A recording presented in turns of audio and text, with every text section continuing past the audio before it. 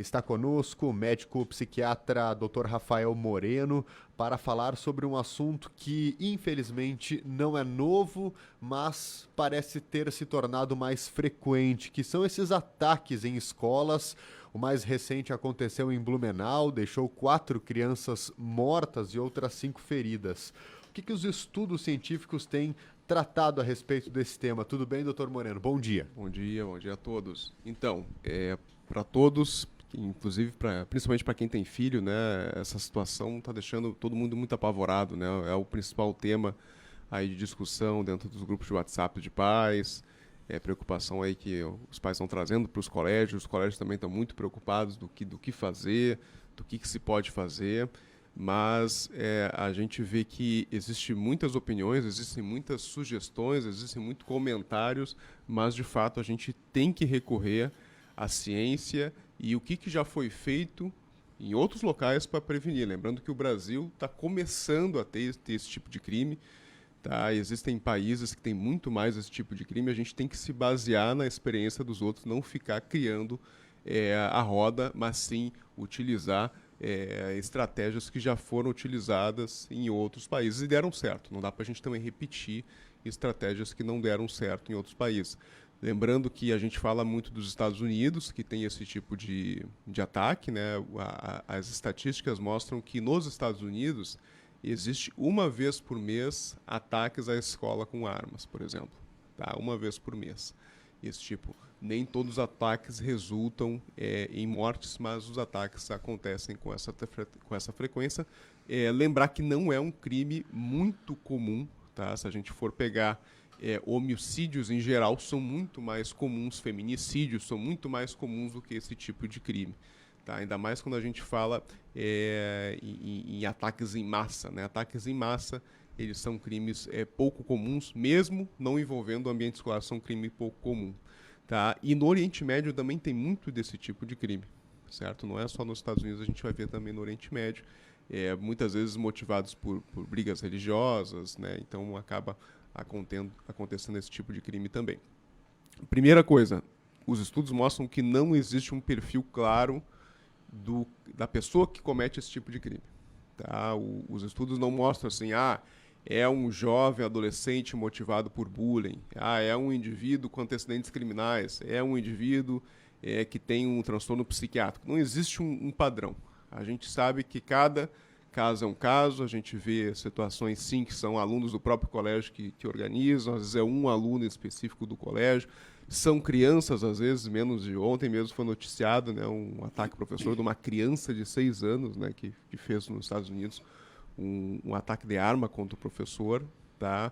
Podem ser adolescentes, podem ser pessoas que não têm vínculo nenhum com aquele colégio, que parece que foi a situação em Blumenau, tá? Uma questão aleatória. Tá? Então a gente não consegue determinar, e como é uma coisa que é pouco comum a nível mundo, os estudos também vão ter dificuldade de traçar um perfil daquele criminoso. Tá? Tudo que é incomum é difícil de fazer estudo, isso é importante da gente saber. Tá? Como é que a gente vai prevenir isso aí? E a influência das redes sociais? Exatamente. Isso é um ponto muito importante, Paulo, porque que acontece? Os estudos mostram que existe um poder de contágio da informação que recebe. Tá? Depois que acontece um ataque, quando ele é noticiado, porque muitas vezes esse criminoso, o que ele quer? Ele quer holofote. Ele quer que seja notado da pior forma possível. Tá? Muitas vezes o psicopata, ele, infelizmente, tem isso. Ele tem um narcisismo muito grande por trás, ele quer aparecer. Então, quanto mais holofote dá para esse tipo de criminoso, pior. Tanto que tem países que já estão proibindo noticiar qualquer assassinato em massa feito em colégio. Tá? Então, notícia nada. Não, só você fica ali dentro da polícia, quem sabe, quem não sabe, não vai ficar sabendo. Tá? Porque existe sim o efeito de contágio. Os estudos mostram que depois que noticia, 13 dias depois da notícia, aumenta o risco de ter um novo ataque parecido. Que é mais ou menos o que está acontecendo agora. Tal dia vai ter outro, tal dia vai ter outro. Por quê? Porque as pessoas ficam sabendo, psicopatas ficam sabendo. Tá? E hoje as nossas redes sociais, né, os nossos meios de comunicação, ele não tem um controle adequado. Tá? Não são controlados por brasileiros, são controlados por fora. A gente não tem um controle. Ao mesmo tempo, isso aqui a gente pode também levar para uma discussão, será que realmente devemos ter 100% de controle das redes sociais, de tudo? Será que a gente vai viver no Big Brother todo mundo, em função de meia dúzia que faz que o uso indevido? Tá? Então, é uma outra discussão também se a gente deve transformar, deixar tudo vigiado, né, dentro das redes sociais. A gente também, os nossos WhatsApp, os nossos redes sociais também seriam vigiados. Tá? Mas sim, tem um poder de contágio e isso é uma das principais formas da gente prevenir, é não noticiar. Muito parecido com suicídio, né? Lembra quando a gente fala de suicídio que a gente não deve noticiar o método, como é que foi, tá? Mal deve falar que a pessoa se suicidou. Tá? Então, com violência escolar, o outro tipo de crime também que a gente deve evitar de noticiar, lembra o homicídio seguido de suicídio, que volta e meia acontece, e é muito estranho que logo depois, uma semana depois, acontece outro. Tá, a nível Estado.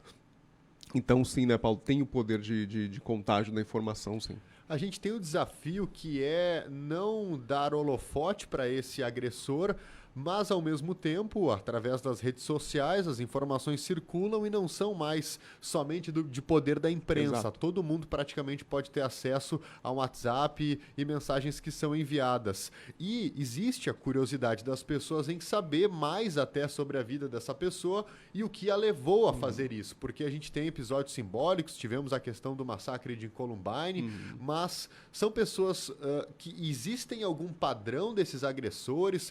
Eram pessoas que sofreram de bullying, que têm algum tipo de doença mental, alguma psicopatia. É possível identificar esses padrões para que a gente possa, de alguma forma, evitar que esses casos aconteçam. As pesquisas mostram que não existe um padrão muito claro, né, desses tipos de pessoas que cometem esse tipo de crime. Tá? O que a gente, olhando assim como psiquiatra, falando de psiquiatria forense, a maioria desses casos são pacientes são pessoas, né, com transtorno de personalidade antissocial, são psicopatas que querem holofote. Tá? Alguns casos específicos, sim, vão ser de psicóticos, né, que estão achando que fazendo aquilo vão ter uma salvação, que estão limpando, tá, a sociedade, mas são casos isolados. Mas a grande maioria são pessoas que querem holofote. Aí, para a gente prevenir crimes em massa assim, realmente a gente precisa escutar principalmente as instituições de segurança, que são as instituições que devem estar fazendo a orientação. Tá? Não deve ser... Hoje a gente está vendo muito pai, faz isso, faz aquilo. Não, a gente tem que seguir o que as instituições de segurança falam e que os especialistas de segurança falam. Tá? Senão a gente vai entrar na mesma coisa que nem futebol, né? Todo mundo dando pitaco, tá? Mas técnico mesmo, são poucos. Tá? Então a gente precisa de escutar e seguir orientações técnicas sobre o que fazer. Tá? Isso é bem importante também. E evitar esse alarme social também de contágio, né? Então, as pessoas daqui a pouco entram numa histeria coletiva, né, em função, param de levar os filhos no colégio, sem ter muito embasamento. A gente tem que escutar o que as orientações as orientações das instituições de segurança estão falando, e a gente deve respeitá-las. Né? Uma das situações, né, doutor, é ter mais controle, não controle, mas estar mais atento que o filho está olhando nas redes sociais, pesquisar junto com ele, né, ou tentar saber o que ele está acessando, né, nas redes sociais. Você mesmo falava, né, Renato, não confiar tanto. E não confiar tanto, né? Exato. Não confiar tanto nos filhos. Eu até ouvi isso de um diretor aí de escola. Não confiar tanto nos filhos, né?